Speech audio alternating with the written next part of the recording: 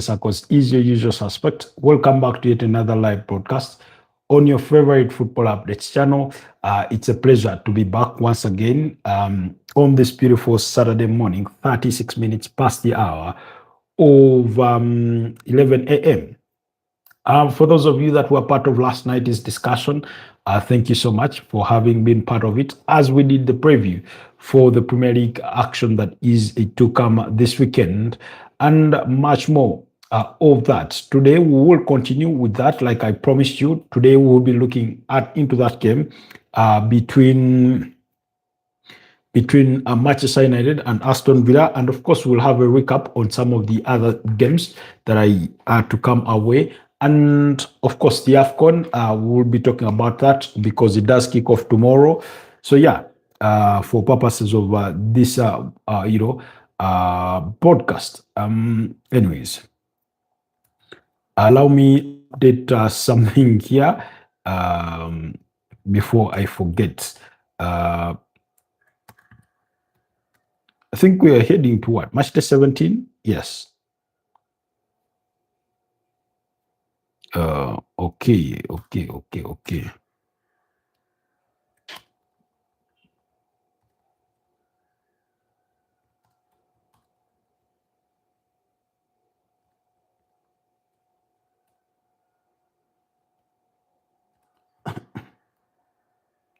Oh, okay.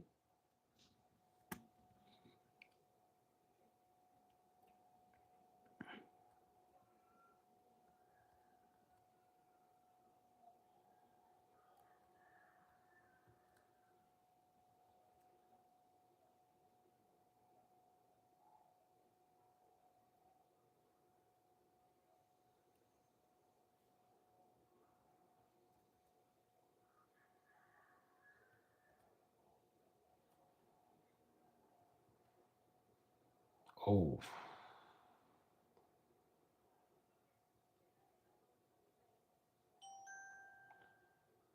just a second. Please indulge with me as we update some of these things. Meanwhile, looks like our audio is good. We are good with the audio, so that should be okay for us to get going in the purposes of this particular discussion. A lot has been going on. Most recently, the main discussion has been on Pep Guardiola's, a future at Manchester City. There's some growing speculation following that exclusive by the Athletic. I think on Thursday that Manchester City could be preparing themselves for a Pep Guardiola exit, possibly prematurely, because he did put pen to paper on a 2-year contract that does run until the summer of 2027. And with the Spanish gaffer yet to say anything about it, I think Manchester City could be bracing themselves for a premature exit to the effect of that contract. So they're just doing their due diligence, the background work, and they've enlisted Enzo Maresca as among those who could replace Pep Guardiola should need arise that he is leaving. Should it come to light that he will be leaving the club next summer. So we know that pretty much like Jurgen Klopp did in his final years or year at the club, he's helped the team start their own transition into rebuilding, into that rebuild of the squad in comparison to what the fans. We know that they've gone through a very, very successful period of about over the last 9 years, where he had to build a project which started in 2016, 2017. Of course, we all know they didn't win anything during that campaign. Then they started winning major titles at the dawn of the 2017, 2018 season. So, and it's been really, really successful. They've won 6 Premier League titles. They've won a UEFA Champions League title. They've won FA Cups, 4 Carabao Cups. They've won the FIFA Club World Cup. They've won the UEFA Super Cup. So, I mean, they've literally done it all under Pep Guardiola. So that phase of, Ilkay Gundogan, Kevin De Bruyne, Sergio Kun Aguero, Joao Cancelo, of course, the likes of Julian Alvarez, those who have left because, their time has come of age, Kyle Walker, Raheem Sterling, Gabriel Jesus, Zichenko, they've gone through their own transformation bits by bits, depending on who was leaving. But the departures of the likes of Kevin De Bruyne, Ilkay Gundogan, Riyad Mahrez are signaled to a new dawn, towards a new dawn. Vincent Kompany, of course, was within that same cohort of those that left at their own maturity. So the club has had to go through a transition, and that transition will continue, of course. When you look at players like Ederson Moraes left in the summer, they brought in Gianluigi Donnarumma, James Trafford. They've had, you expect Mateo Kovacic, Bernardo Silva do not have too long at the club. You expect players like Calvin Phillips, players like John Stones to be leaving soon rather than later, excuse me, that they will be leaving the club. And that means that, a new project has to be built. And that project started, a short while ago. In January, they really, really invested in it. That was January 2025, when they went on to buy players like Kushanov, Omar Mamosh, Victor Reis, Nico Gonzalez, and then they continued with that project in the summer with the incoming of Ryan Atnori, with the incoming of Tijan Riendas, Ryan Cheki, James Trafford, Gianluigi Donnarumma, Marcus Bettinelli, all that work. So they continue with that journey. But like I said, according to the Athletic, they are Manchester City are doing background work, preparing themselves for an eventual exit for Pep Guardiola. Now, ordinarily, the rumors you'd be getting possibly is maybe he's been offered a new contract. And it's not to say that he won't be offered a new contract, but maybe they have it on good authority that when he put pen to paper on this current 2-year contract, he might have signaled to them that this would be the last contract. He will be putting pen to paper. Nonetheless, just like weather, human beings also change. So it could be that maybe certain things have changed around the club, that he changes his mind to say, okay, I'll continue for another, maybe 2 or 3 years, So we cannot rule that out entirely until that announcement is made or until that revelation is made or to that effect. So the jury is still out there. While he was speaking about it yesterday, that's Pep Guardiola, he said, it's that time of the season where for the last 3 or 4 years, he's being asked the same question. Are you going to leave? Are you leaving? And he said,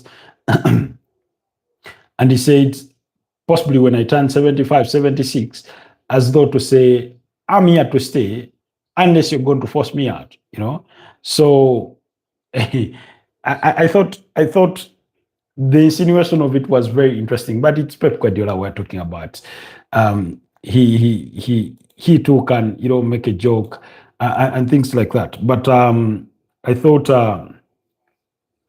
that he signaled that, and he said, I still have 18 months to my current contract. So what are you trying to say, to ask about? Because in commenting about his future, he said, and I quote, I'm happy here. I want to stay here. It's been rumors for the last years, many, many times. And what I can say is I want to stay here. And at the end of the season, we will see. Now, maybe that's the key phrase or the key takeaway from whatever it is said. He said, I am here. I want to stay. At the end of the season, we will see.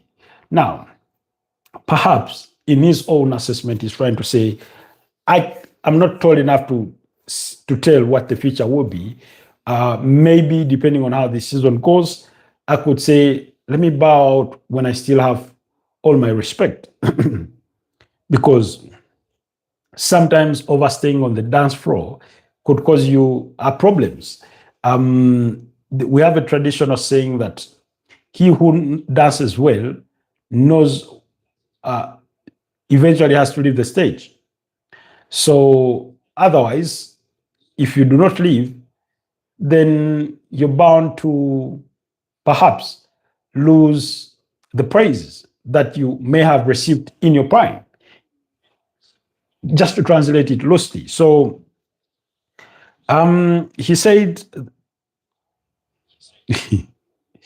when asked about, Pep Guardiola says he will not decide the new Manchester City manager. When the club, myself, he said, when the club, myself, or results at the end, always results decide the end of the chapter. The club will choose the best one, he said. Then he added on that Manchester City as a club has to be prepared for their next manager. I am a weird guy. Weird guy. Maybe I wake up in the morning and I'll say, I'm leaving. Ciao, ciao. I think to say bye bye. They have to be prepared, but it's not the case that I'm leaving. So like I said, this all came into context or to life when it was revealed by the Athletic that Manchester City are preparing themselves, bracing themselves for a Guardiola exit, and they have Enzo Maresca on their shortlist, a man whose contract with Chelsea runs until the summer of 2029 with an option to extend for a further year. As odd as that may sound in itself, Man City wouldn't be afraid to pay the compensation should it be required to pull out Maresca out of Chelsea. The question then would be what attracts Man City to a manager like Enzo Maresca. He's worked under Pep Guardiola before. We were speaking about this last night, and I was telling you people that I think it was about 2 years ago or three, when I think when you go back to that 2021, 2022 Premier League season, when Arsenal sort of started their resurgence back to rising to the top. Of course, they've not yet made it to the actual top, but within those ranks of being title contenders, that's when rumors started being floated around that he could be looked at as a potential Pep Guardiola successor. But those rumors have since died down. Maybe, perhaps, with Manchester City sensing Arteta's overall, focus and interest and passion, and very tied to his Arsenal project that he wants to see climax at some point. Again, I was reading that according to Ghana blog, that there's an expectation that Mikel Arteta may not spend 10 years at the club. Perhaps I'm thinking to myself, maybe if he wins it all, or if he wins two major titles, possibly if he were to win the Champions League and maybe the Premier League title this season, could he want to bow out on a high? I do not know, So, but he was one of those candidates that Manchester City have thought about before. And it's not to say that they've stopped thinking about him. I think it's just an acknowledgement that maybe pulling him out of Arsenal would actually be more difficult than turning water into wine, So then you look at managers like Vincent Kompany. He's a very good one, worked under Pep Guardiola. We know he was Manchester City captain. We know he's at a very gigantic club like Bayern Munich. But yeah, when home calls, you got to answer that call. So you never know if he could be one of those on the shortlist that even though he's at a club the size of Bayern Munich, and equally himself got recently rewarded with an improved contract, it's not too odd to think that Manchester City would call and he would come. Then the other manager you would think of is Francesc Sola Fabregas, currently at Como, who is done well. Como, newly promoted side to the Italian Serie A, that was last season. They finished 10th in their debut campaign of the Italian Serie A. They've started this season really, really well and strong. He's a very organized, young, enthusiastic manager. So he's one that they could equally think about. And this is more speculative, at least on my end, based on how I see Manchester City and the kind of manager they would work with.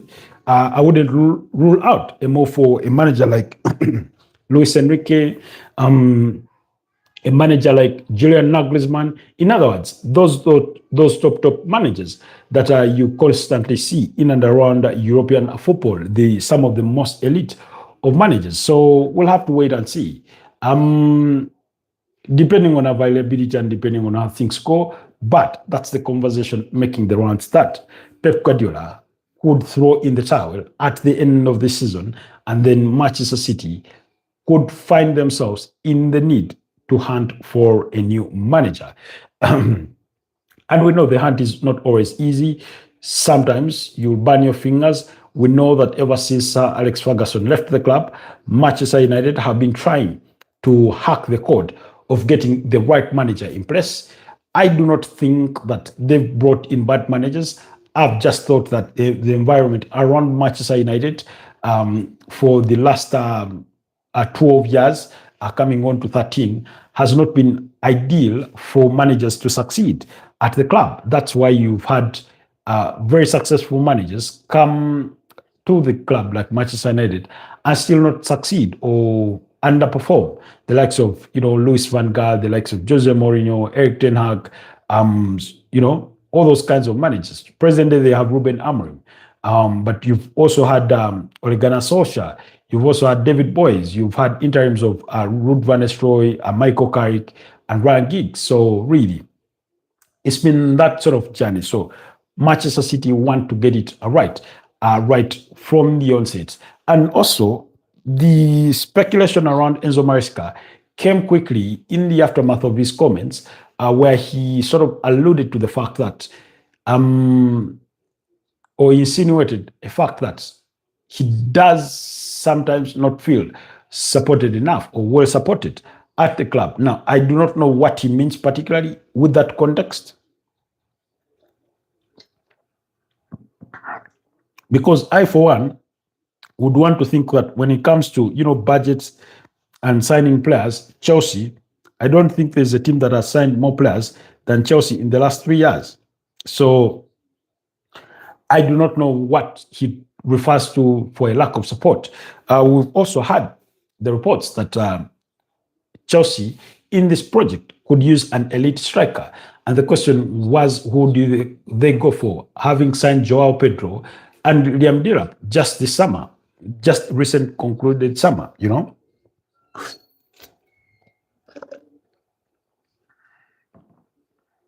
So we have to wait and see. We have to wait and see how everything spans out in as far as that, those reports are concerned. So if you had to ask me, all the managers that we've just discussed would be in the running for that Manchester City job. First of all, we are talking about a very, very improved Manchester City side who have the financial resources, who have built themselves quite the reputation in the last 15 years. When you go back to them winning the Premier League title under Roberto Mancini, then winning another under Manuel Pellegrini, then everything they've been able to achieve under Pep Guardiola. It's just been remarkable, and it's only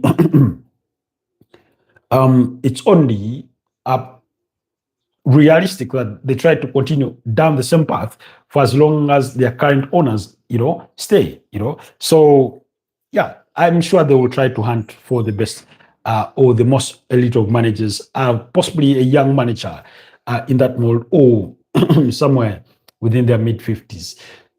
In an ideal world, Jurgen Klopp would be on that shortlist, but we know that he himself said, I wouldn't manage any other Premier League team other than Liverpool.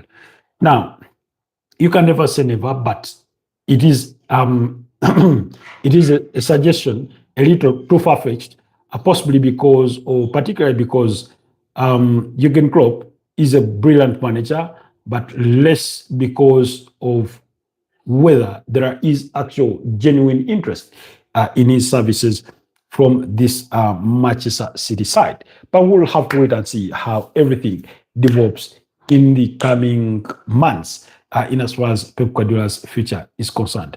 Then also the other question would be for a manager like Pep Guardiola, when you leave Manchester City, when you leave the Premier League, when you've been to the Spanish La Liga, when you've been to the German Bundesliga, managed Bayern Munich, of course in the Spanish La Liga, managing Barcelona, and then you've been to the Premier League where you've managed Manchester City, the longest managerial job you've had to deal with for as long as your managerial career is concerned.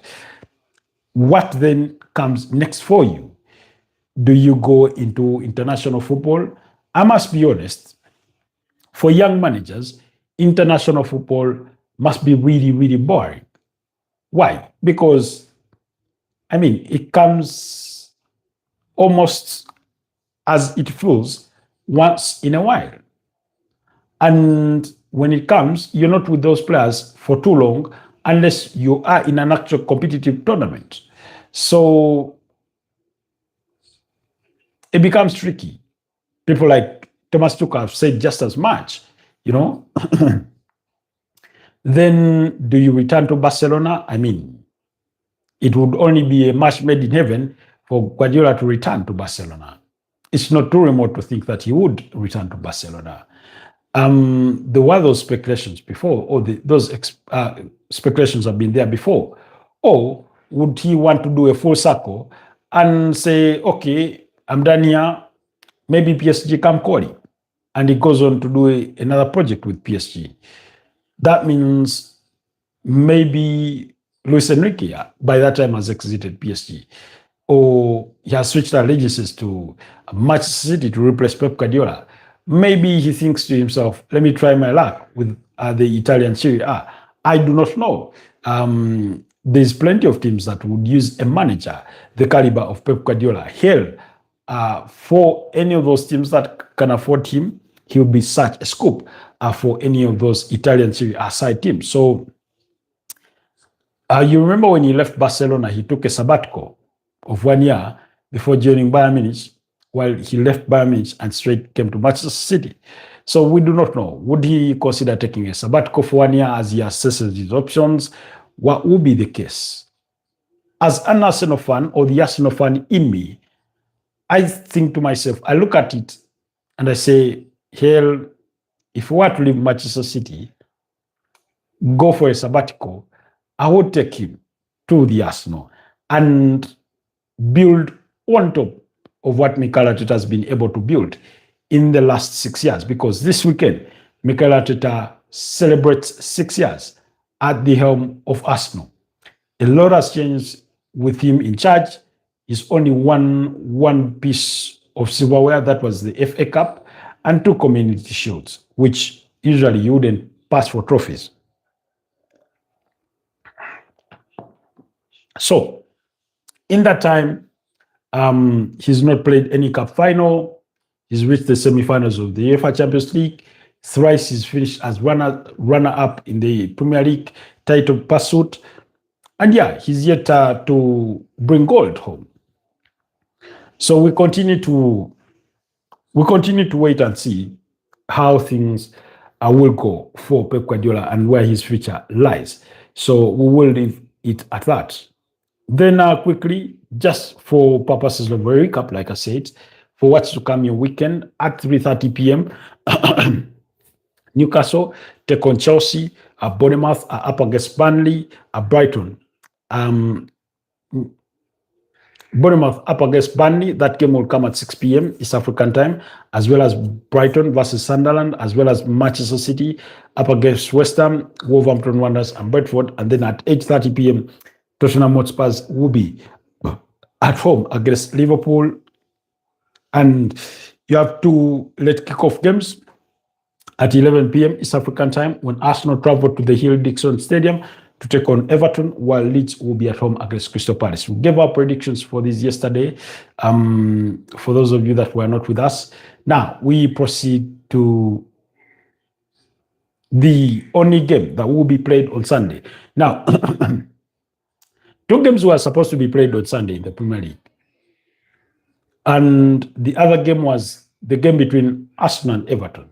However, that game was moved because Arsenal have to play next week on Tuesday against Crystal Palace in the quarterfinals of the EFL Cup. So that's why that game was moved at the request of the club. But Manchester United versus Aston Villa. Aston Villa versus Man United is one of those kinds of games where no matter what shape Manchester United come in with, they are bound to have a chance at Aston Villa.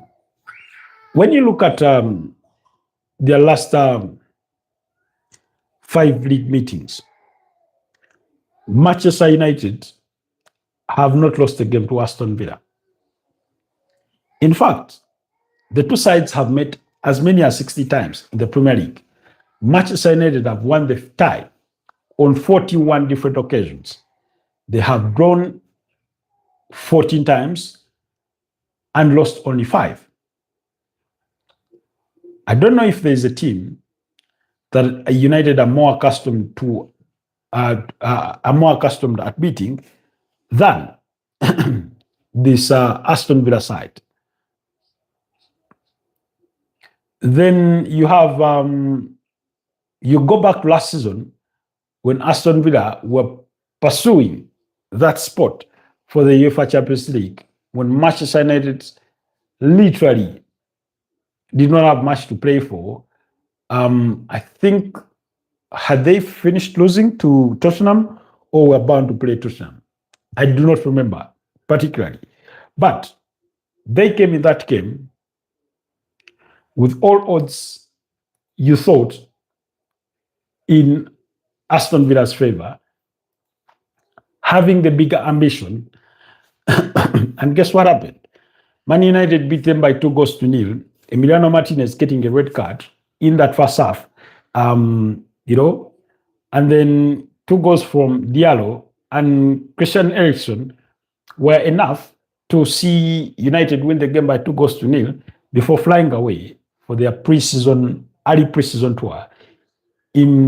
I think they went to Asia, yes, particularly Singapore and Malaysia, I think. Then you had Harry Maguire, Andre Onana, and I think Diego Dalot traveled to India for a promo, campaign.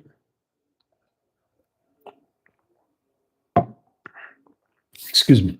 And things like that. So when we talk about this game, like I said, when you look at the last 5 fixtures between the two sides, United have really, really been dominant in as far as this fixture is concerned. What you will find is that United have been winning this fixture, literally. Not for fun, but a 2-0 victory. There was a goalless draw away to Villa Park. And United are going to be away. That was last season. But last season, but one, United still went away to Aston Villa and beat them by 2-1. Now, Villa Park has been sort of a kill zone for majority of teams that have gone there. We know that Arsenal went there and lost by 2-1. We know that they managed to beat up against Manchester City in that running because they've won 9 consecutive games, I think, across all competitions. They are the most informed team, I think, in European football and, more importantly, in English Premier League football. They've won all their last 5 fixtures. They've only kept 1 clean sheet. Maybe that's the worrying part. And yet they come up against a Manchester United side who equally do not know how to keep a clean sheet. Now, I remember when I was doing the preview for Man United Liverpool, and Man United had last beaten Liverpool at Anfield in 2016. So whereas the context is slightly different, you can draw some similarities. And we know that United have lost Amadou Diallo, Brani Mbeumo, who have been some of the most significant players within their ranks. But they are not irreplaceable, because in the right side of the number 10, you can play Cunha there, you can play Mason Mount to the left side of the 10, and then Joshua Zaxi up top, or Benjamin Sesko, or you can play Cunha alongside Bruno Fernandes, and then that means you play with Casemiro is going to be absent for this one through suspension. You play Manuel Ugarte and maybe Kobe Mainu. I do not know how Manchester United will assemble, but at least that would be the fair picture of how they could go about it. Luke Shaw, Aiden Heaven, Lenny Yoro, or Lisandro Martinez in the frame for that back three, and then Patrick Togo and Diego Dalot as the wing backs. And whereas Aston Villa have literally been flawless in the last many games, because I think they were winless in the opening 5 fixtures of the Premier League this season. And yet, in the last, I think, 11 games, they've only lost once, and that was the 2-0 loss to Liverpool. Else they've been flawless. In recent times, their victories have been far from convincing. But winning is all that matters. But the reason as to why I bring that point up is because then you ought to bear in mind that against Aston Villa, you have a chance. West Ham took a 2-0 lead against them. They just couldn't hold on to it before they lost 3-2. The game between which they won against Arsenal was 1 apiece until the last kick of the game, literally. Against Brighton, they won that one 4-3. So you could see how uncomfortable it has been for them, including a 2-1 victory against Leeds United. So really, anything can happen. But more importantly, it also seems that because of the kind of form that Aston Villa are in, it's a given that Man United are going to get beat. And yeah, they could get beat because, I mean, look at how they performed on Monday. They literally had a very brilliant first half and then fell away in the second half. Wilbur says, how are you, bro? Thanks for the program. Thank you, Wilbur. Where are you joining us from? So, you look at that performance on Monday, and the second half was far from convincing. In fact, had it not been for Senny Lomans, who made 2 brilliant saves after Manchester United had conceded the equalizer through Kropi, we do not know. Probably we'll be here discussing an entirely different result. That maybe Bournemouth would have won that game. So that's how Manchester United have been. So good, and yet still far from convincing, So this is the kind of game that can end either way. Villa could win it. If they do win it, no one will be surprised. If United win it, I'm not sure there will be many surprises because, like I've shown you the recent record, Man United just do not know how to lose to Aston Villa or seem not to know how to lose to Aston Villa. Then a draw is a possible result. Maybe a 1-1 or a 2-2. So I'm going to go for a 2-all draw between these two sides. That's my prediction. Of course, on the other side, you do expect the grit, the fight from Aston Villa with players like Boubacar Kamara. Oh, has he not left for AFCON? But with players like Amadou Onana, Yuri Tillemans, John McGinn, Morgan Rogers, Oli Watkins, Daniel Malen, Enzo Ricosa, Pau Torres, who has been absent because it was Victor Lindelof that played in that back line, I think. Ian Madsen, Matt Cash, they've been really, really good. Bizot has been starting in goal with the absence of Emi Martinez,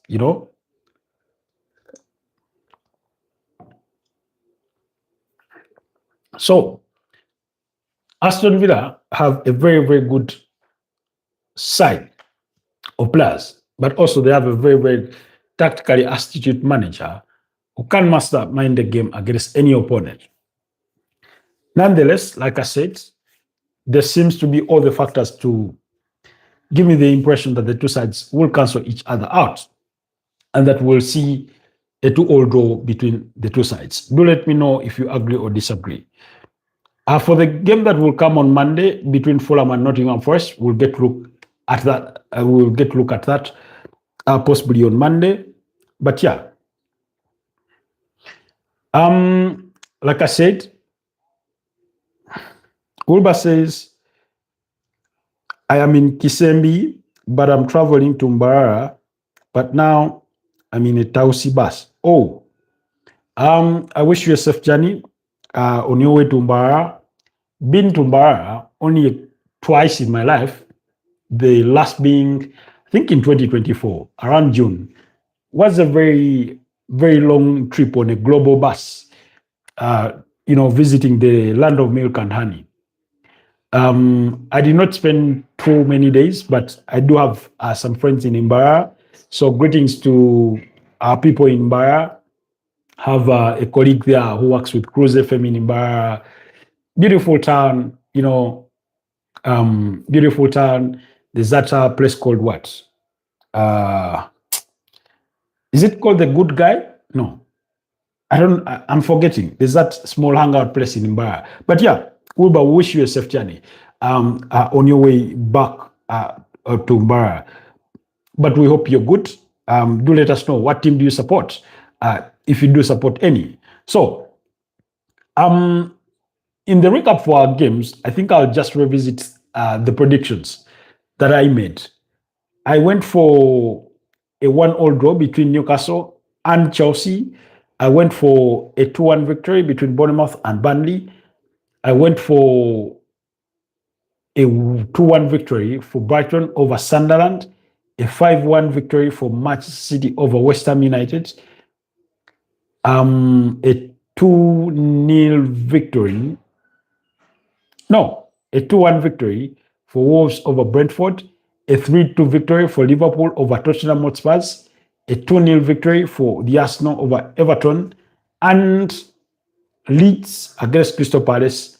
I went Crystal Palace 2-1 Leeds. So those were my predictions. And I gave you the reasons for them. Particularly for the game between Leeds and Crystal Palace, is Crystal Palace rested almost their core squad in that game on Thursday for the Europa League against KUPS, that small team. The game ended in a 2-all draw. So they will be really, really fresh to go at Leeds and get a result. Whereas Leeds have been no cover in the last 3 games, or in the last couple of games, because they beat up against Chelsea, they drew against Liverpool 3-3, they drew against Brentford 1-1. When you wind things further back than that, they sort of gave Manchester City a bit of a scare, albeit they eventually lost by 3-2, and things like that. But I feel Crystal Palace could get the better of them this time round.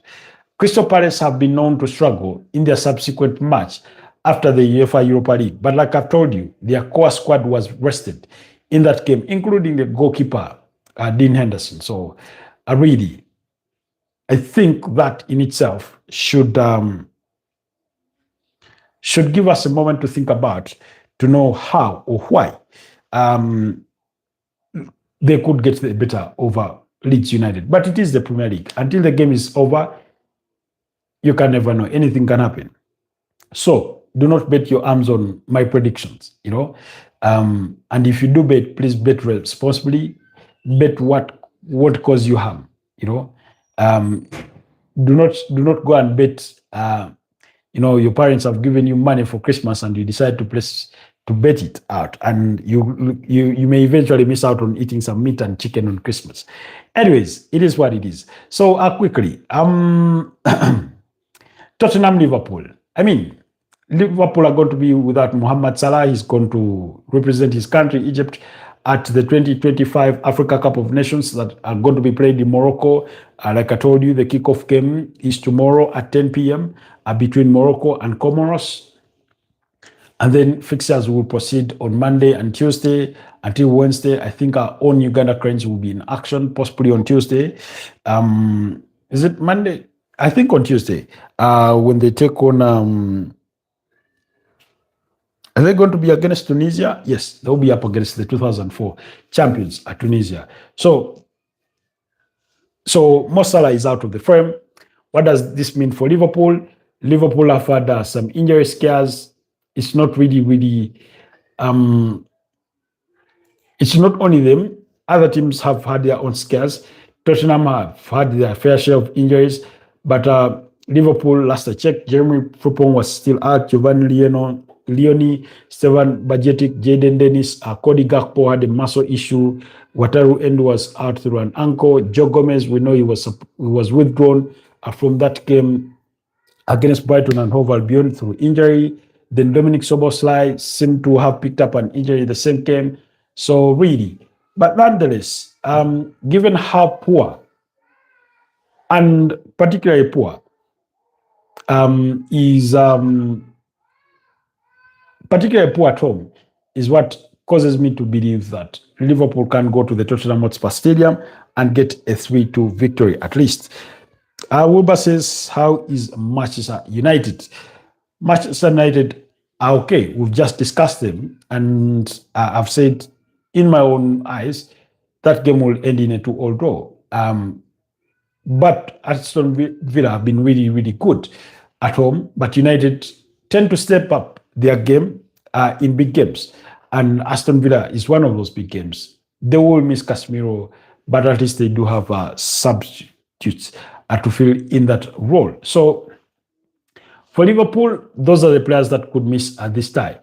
For Tottenham Hotspurs, the game, of course, comes early for the likes of James Maddison. I saw him starting to work in the gym with his knee, bit by bit, as he suffered that anterior cruciate ligament injury during the course of the summer or preseason. Dejan Kulusevski, Radu Dragosin, Kota Takai, Dominic Solanke, Destin Udogi, and excuse me. Those are some of the players that are out through injury, in as far as Tottenham Hotspurs are concerned. Now, even with those out through injury, they still have a formidable team. Randall Kolomwani, Rickerson, Mohamed Kudus is staying because Ghana did not qualify for the Africa Cup of Nations. Joao Paulinho, Rodrigo Bentancur, Xavi Simons, Pedro Porro, Christian Romero, Nicky van de Ven, Dejan Space. They have a very decent team that is capable of getting the result against Liverpool. But like I said, this season at home, they're really poor. It's in our games where they've really tried to do better.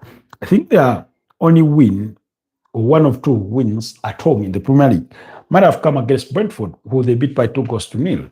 But in there, they also have a 2-1 defeat at the hands of Fulham on their own turf. So that's how ugly it's been for Tottenham Hotspurs, in recent games.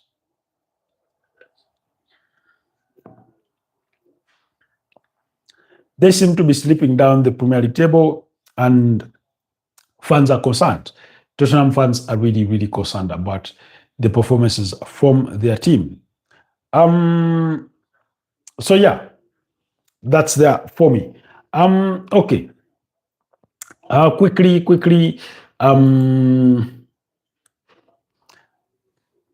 Okay, before we move on from that game, how do Liverpool then set up without Mo Salah? We know that he had to come off the bench in that game against Brighton, and he did well. But with all the injuries they have, I'd expect Alisson Ramsey-Specker in goal. I'll expect Andy Robertson, left back, Ibrahim Konate and Virgil van Dijk, plus Conor Bradley at right back.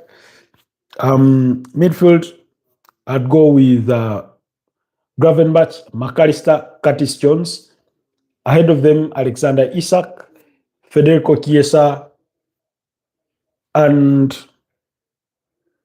Hugo. Sorry, I'd go with. Actually, I'd go with from midfield Ryan Gravenbach, Alexis McAllister, and Florian Wirtz at the tip of that diamond. Then I would play Curtis Jones to, on one of the wings. I'd play Federico Chiesa, and then I'd start Hugo Ekitike as the target man, with, of course, Alexander Isak waiting as the substitute for a striker. Then the likes of Riongo Moha, those kinds of players, really. But yeah, I'd give Federico Chiesa a nod to start that game. Then, Manchester City, like I said, our prediction is a 5-1 victory for them. Priscin Kosi says, my brother, good to see you. The first Arsenal fan. Priscin Kosi joins us from South Africa. It's been a while since he was last here with us, but we hope you're doing okay. Pris and Kosi are from South Africa. Oh, I struggle to remember. Did you say you are from KwaZulu-Natal or Gauteng? Some of the provinces there are from South Africa. Anyways, so Manchester City, I expect them to obliterate West Ham. West Ham have not been decent. They've lost 2 of their last 5 games. They've had 3 draws. They struggle to win games. They do not defend well. Manchester City, other than the last 2 games against Sunderland and Crystal Palace, where they kept clean sheets, they've equally been conceding goals for fun. They conceded 4 against Fulham, they conceded 2 against Leeds, and 2 against Newcastle in that 2-1 loss. So, whereas Man City are vulnerable at conceding, against Sunderland and Crystal Palace, they were lucky not to concede.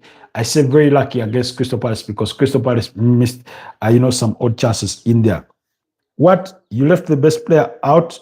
Soboslai is feared to have an ankle injury. That's why he's a doubt for that game. So I did not leave him out because he's bad, but it's due to an issue that he picked up in that Brighton and Hove Albion game, unless he would have passed a late fitness test and make it to the matchday squad. So that's why I left him out. So in terms of Manchester City, they had a game in midweek. Savinho and Ryan Check is scoring as a beat up against Brentford by 2-0 in the quarterfinals of the EFL Cup. And on the march to the semi-final, in which they face off with Newcastle, it will be a home and away tie. Chelsea are waiting for who will win between Aston and Crystal Palace.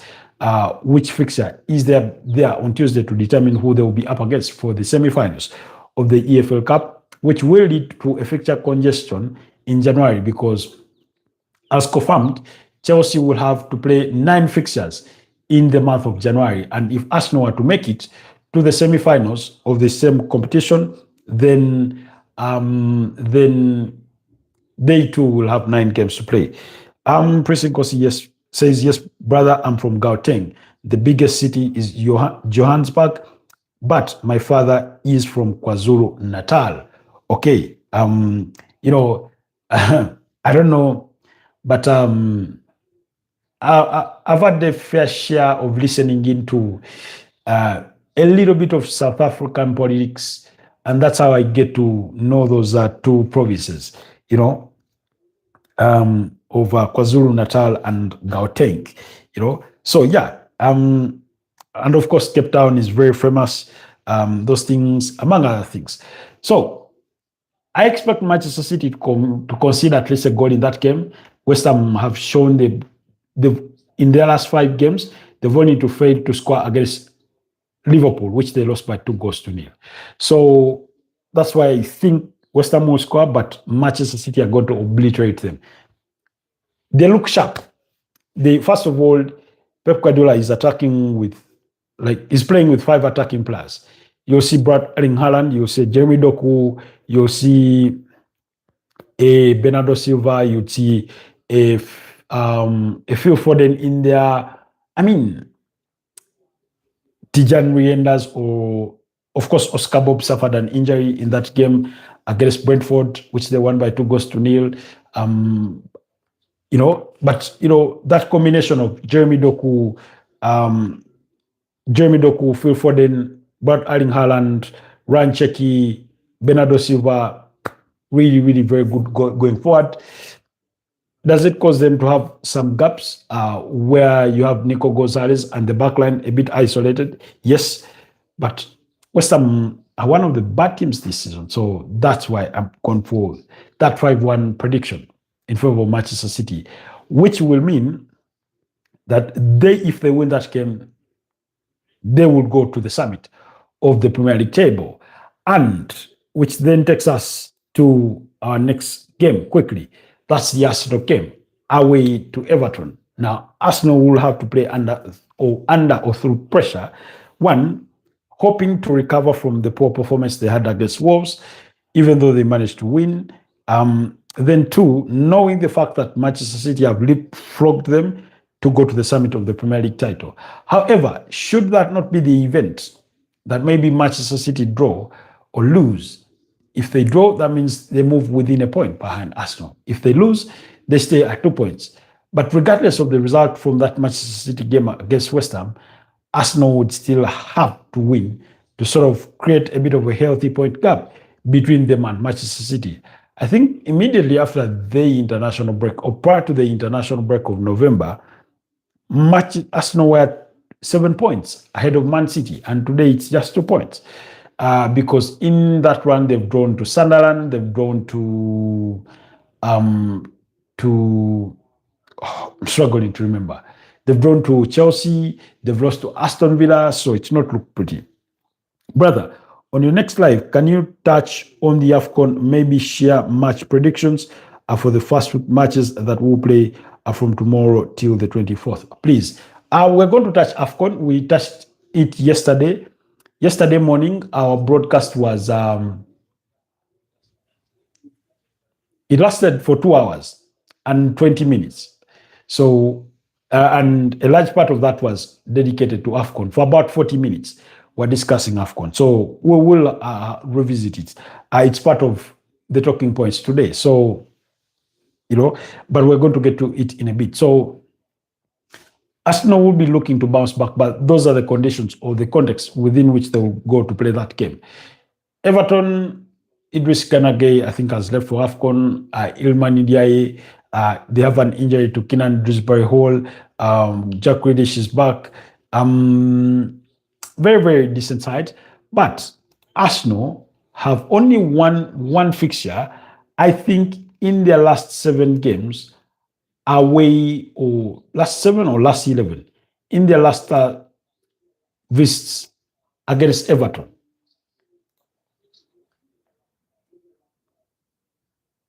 In the last 7 games, they've only won 1 game by 0-0. Other than that, they've had 2 draws and they've lost 4 games. Twice by 2-1 and twice by 2-1, twice by 1-0. So it's a game they struggle against, especially when playing away from home. Like I said, particularly last season, the 2 sides were involved in a goalless draw and a 1-1 draw over 2 legs in the Premier League. So nonetheless, with the injuries Everton have, with some of the players that have departed for AFCON, I feel that Arsenal will be the better side on the day, that they will overcome. If Jordan Pickford has a good day in office, then it will be a long afternoon/evening for the Arsenal, because he can be a very, very decent goalkeeper. We saw him in their 1-0 victory against Manchester United when they were down to 10 men. That's Everton, following the sending off of Idris Kanagay. Then also, Myakalenko will give Bukayo Saka a run for his money. They do have Michael Keane and James Tarkowski, very physical defenders, tall and physical, very energetic. So they may not afford Victor Yokeres much space, or whoever plays at the center forward role for that Arsenal team. But like I said, I went 2-0 in favor of Arsenal. So yeah, that's it for the Premier League. So quickly about AFCON, as we wrap our broadcast down today, Chris Nkosi has requested that I make some predictions. I think I'll suck at AFCON predictions, but I'll try my best. So yeah, like I said, the tournament officially kicks off tomorrow at 10 p.m. When Morocco, the hosts, take on Comoros, and then I expect Morocco to win that game by 2 or 3-0. But I'll go 2-0 Morocco. That's for my prediction for the opening fixture of the tournament. Then on Monday, Mali will be up against Zambia at 5 p.m. East African time. I expect Mali to win by goal to nil. South Africa will be up against Angola. I expect a 1-1 draw. That game coming at 8 p.m. East African time. Egypt against Zimbabwe. I expect Egypt to beat up against Zimbabwe by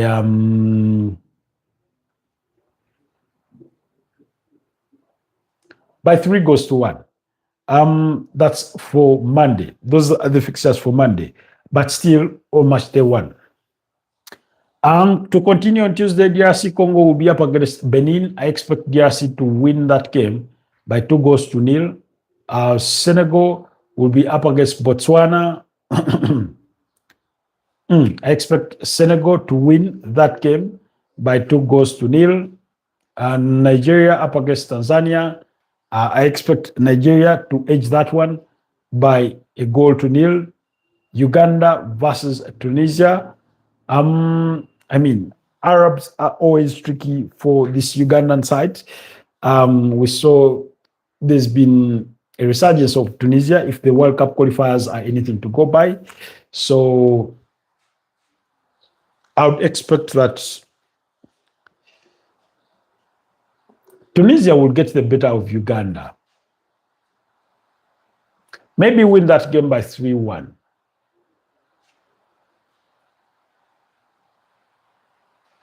Then on Wednesday, Burkina Faso up against Equatorial Guinea.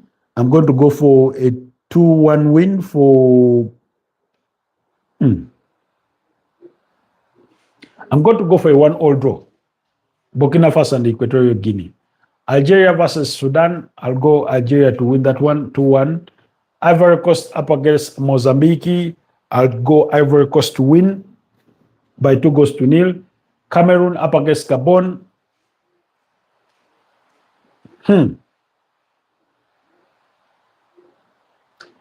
Maybe Gabon win that game by 2-1. So those are my predictions for the AFCON.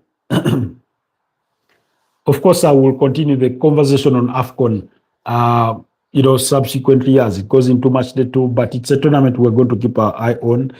For me, like I keep saying, the last edition of 2023, which was played in 2024, was the best Africa Cup of Nations tournament that I've watched.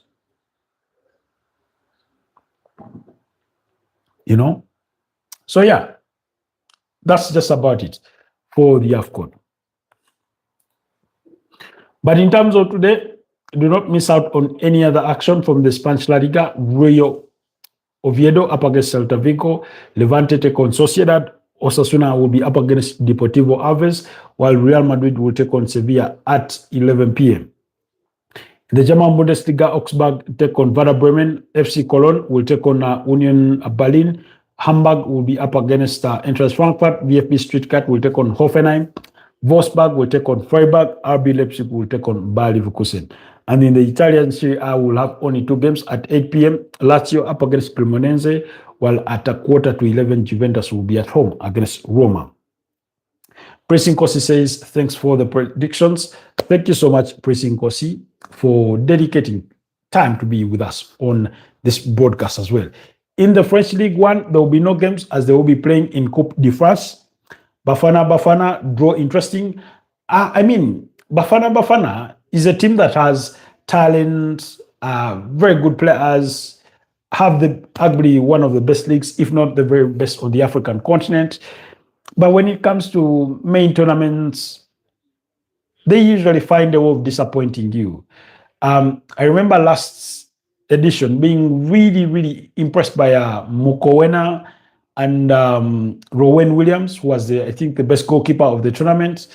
But yeah, Bafana have that thing where when you have a lot of expectations in them, they do not live up to the bidding. So that's why I went for a draw against Angola. You know,